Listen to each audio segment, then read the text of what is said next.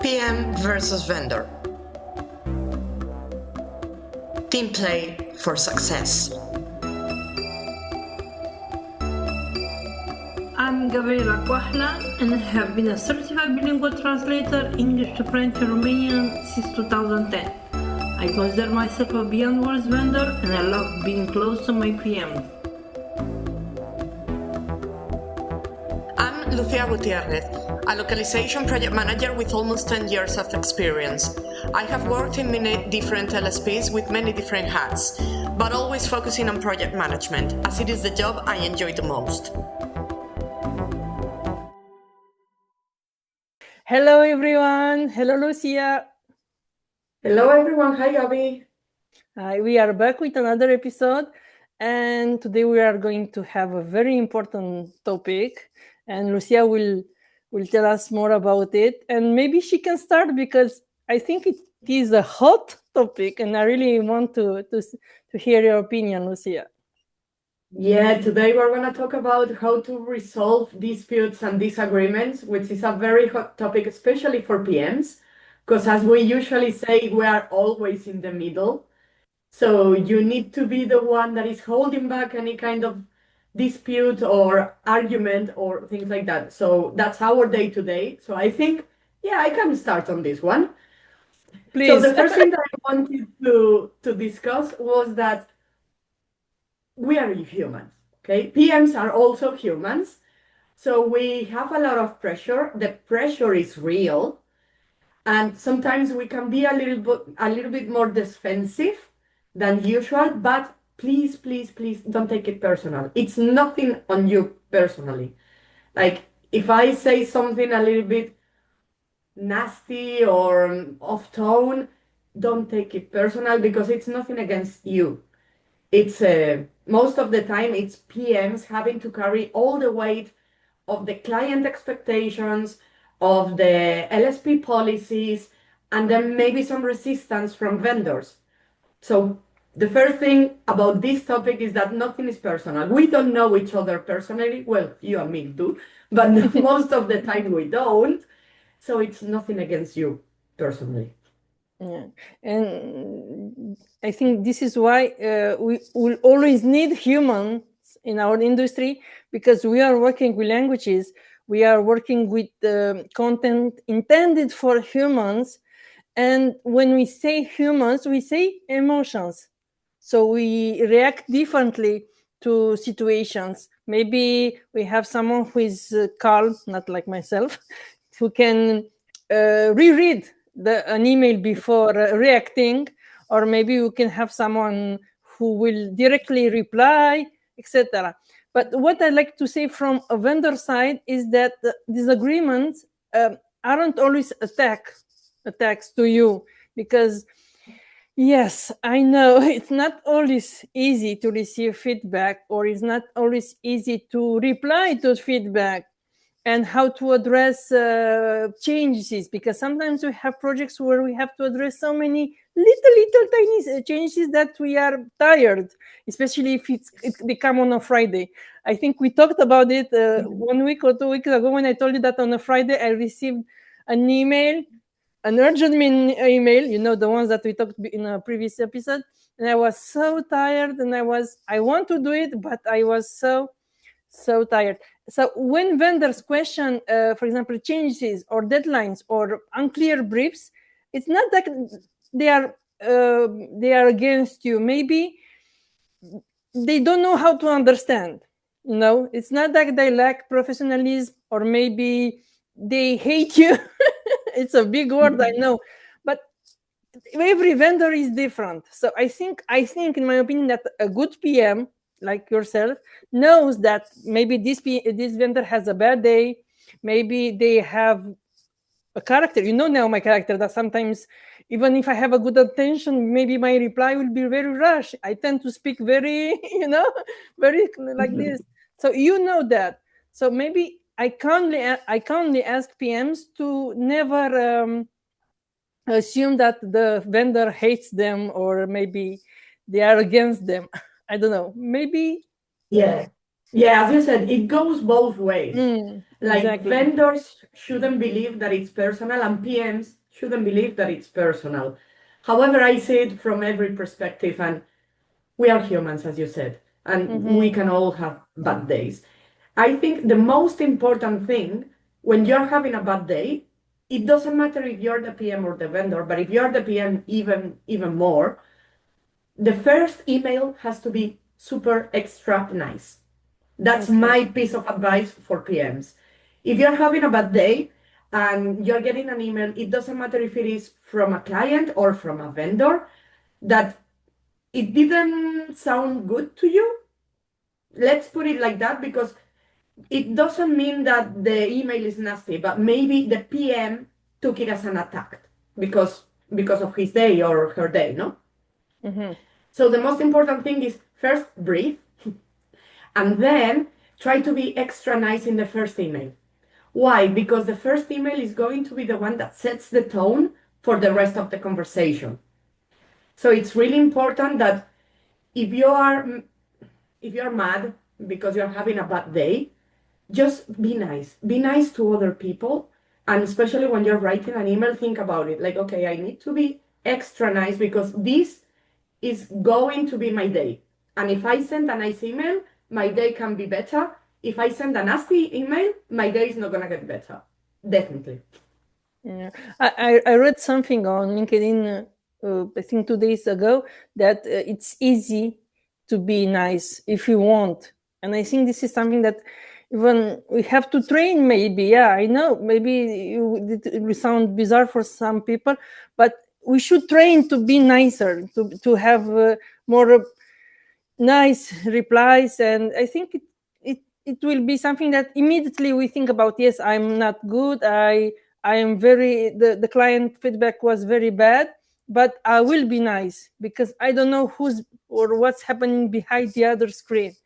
And also this goes also to vendors. For example, uh, I see a lot of cases where we assume, for example, we receive an email from the PM and we assume that situation, or we assume that they want that output. It's not always the case. And sometimes to prevent disagreements and prevent a situation who will turn maybe in a bad feedback, or as you said, in a series of emails that will be very not so nice, we should ask. Okay, we should ask if we are not we didn't understand that email, if we didn't understand the tone of the PM. Maybe the PM send us a series of changes from the client, but maybe we didn't understand what they need us to do. Maybe they need to explain why we choose a certain term, why we choose to not follow the TM, the translation memory, for example. So ask Lucia, or your PM's name, do you want me to address each comment? Do you want me to do the changes? Can I have, which is the deadline to submit the new version? Can I leave my suggestions? Uh, is the client maybe ask even if they are not happy, etc. So talk, communication. This is what we are also trying to do with this podcast. Push you to communicate more, because we need that in this digital space. Yeah, definitely. And also about asking questions, I think it would be a good idea. And this is something that I've never done, but I want to start doing. And never anybody did this to me, but I think it would be really nice when you're having a bad day and you can feel it because your emails are a little bit more aggressive, maybe. Me as a PM, if I see a vendor is replying to me in that way, maybe I think it would be a really nice idea, if I have a little bit of confidence with that vendor, a little bit of trust, to go and say, hey, are you okay? Are you having a bad day? Can I help you? Just That on the would be, human side. I think it would be really nice. And the other way, it would also work really nice. If I get an email from a vendor asking me, how are you today? I can see that you're a little bit tense. That would be magical. And that it's something that, yeah, it never happened to me, but I think I would have appreciated it a lot. And it's something that would make us more human and more and closer. No? yes, What do you think? it will be unique, because I don't think I have, in, I don't know, 10 and plus years of working in industry, received an email asking me if I'm okay. I don't really reply in a manner that they will understand that I have a bad day. But yes, I have never heard about this. So Yeah, I think it would be really nice. start, And let also us when know. yeah, if somebody wants to try and then let us know, feel Yeah, free. exactly. You never know. Maybe because I'm close to many of my PMs, as I am with you. So yeah, maybe sometimes they will feel that I have a maybe a bad day, and yeah, it's try it. Let us know. Really, really, let us know. It's good. It's human. Yeah. But also I think that going back to the question to questioning, I think PMs, we need to be flexible when vendors are asking us for certain things. If they are asking us for context, for extra information, we should give them as much as we have. If we don't have anything, we should explain, listen, we don't have anything. I'm really sorry. I know it's not nice, but well, at least give an explanation. But also, if they are making suggestions about how to improve a workflow, for example, I think we should never hide behind the process. And this also goes for LSPs. I've got a recent example because I don't know if I told you, but I mean, I told the public, obviously, you know, Gabby, but I'm working as a localization manager these days, and I had a recent example that there was an LSP that wasn't giving me what I needed in terms of subtitling. They were giving me subtitles that weren't fit for the purpose that I wanted. So when I said to them, like, listen, you can change the workflow and you can do this, this, and this instead of that, the answer was like, no, this is how we do things. And me as a client, I was just like, yeah, okay, but if the way you are doing things is not suitable for me, for my needs, then I think you might want to try to change the workflow so that it suits my needs. And in the same way, a PM should think in the same way. Like, okay, the workflow is like this. But if the vendor is telling me, listen, this doesn't work, maybe you can open your mind a little bit and at least consider what the vendor is saying. I think that would be really nice. And that will soften things a little bit as well.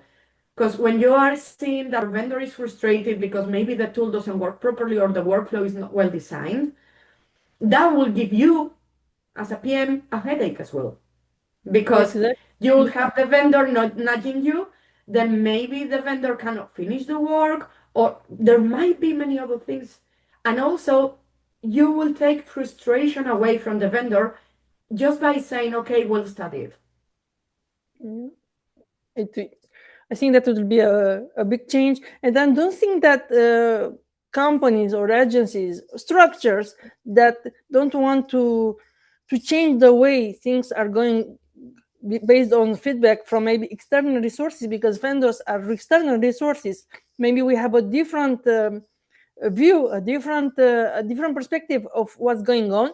I don't think that they will resist, because we are changing every day. I think the industry is changing every day with every new tool, with every new, I don't know, approach. So I think we should allow vendors in this case to tell us, to give us more feedback. I really wonder how many LSPs really ask their vendors to give back, to give feedback about how they are working, or how they are I don't know, organizing workflow, for example. Even if they send us surveys, they should really listen to them, or maybe read them, because I will tell you an example. I had an LSP. Nowadays I'm not really working so much with them because they were bought by another bigger LSP, etc. But they always send the project for revision after the translator finished the translation. And I told them that this is a big difficult, because they when they started to sending me projects for revision, I asked, is that okay with you? They said, yeah, because they trust me and they really want me to see the last version of the content. And I was like, yeah, I love that, because I'm really I really like to see the last part. But they sent me the email with the translation and gave me a deadline, and I told them that it will be easier for me to be noticed in the same time with the translator. For example, they send the translation, they send the content for translation, but they also let me know before before they send me the revision. And they replied and they said that this is their way of doing things. And sometimes I ended up with, I don't know, 13 pages to revise for 2 days, etc. That I found it very difficult, and it can also affect the quality, because even if we said in a previous episode, we talked about quality, and we said that isn't always black and white. It matters, the quality matters, but it also matters how we approach our, I don't know, our projects, to how we deal with vendors. So I don't know, maybe if we listen to the feedback, we will have less disputes over, I don't know, terminology, over tone, over deadlines, over expectations at the end of the day. So yeah. Yeah, and following your example, I think it's not something that difficult to implement. Like whenever they send the email to the translator, they can BCC you. And that's Exactly. it. Especially that we So were the just think. same team. Yeah, you just have to sit down and think about what these people are telling you, why they are telling you, and how you can do it so that if it's feasible. But in this case, it's totally feasible. It's just a matter of BCC someone, and that's it. So Exactly. yeah, I think we should at least sit down and consider what other people are telling us, especially our vendors, because they are the ones working on the text, Exactly. working on the tool, feeling the process. So yeah. So to wrap it up, I think in general, conflicts are something that are going to happen always. There are always gonna be conflicts, but it's good that we are aware of the state of ourselves. Like if we are nervous, if we are tense, if we are calm, then we sit down, we breathe, and then we reply to emails. And that's all. Yeah, exactly. I wanted to say that, and this was a message for my colleagues, for the vendors, for the freelancers, how you call yourself. Don't be silent. And I think we also touched this topic in one of the episodes where you said that ghosting, it's real. I didn't know that. I really don't think that vendors are ghosting PMs. So I learned that from you. I think this is not that it's a lack of professionalism, but we are not children. Sorry, we are adults. Even if we see an email from a PM, we should reply at least, I'll get back to you tomorrow, or let me see the client feedback and I will let you know. So communication. I think all this episode summarized in one word, for me at least, in one word: communication. For the vendors, communication for the PMs. Yes. So let us know how you handle conflict. How do you do when you're having a bad day? If you sit down and breathe, or if you just spit it out because that works for you. Maybe you've got other ways. So please let us know. And if you have ever sent an email to a vendor or a PM, are you having a bad day? Let us know. We are curious, because Lucia, I think that will be some really good changing our industry. Thank you for that. Yeah. Okay, till next so time. Thank you, everyone. And till next time. Bye-bye. Bye-bye. Bye. What you've heard are just our personal opinions. We by no means intend to impose our personal views on anyone. Feel free to disagree, throw tomatoes at us, or just drop a comment to let us know. Thank you!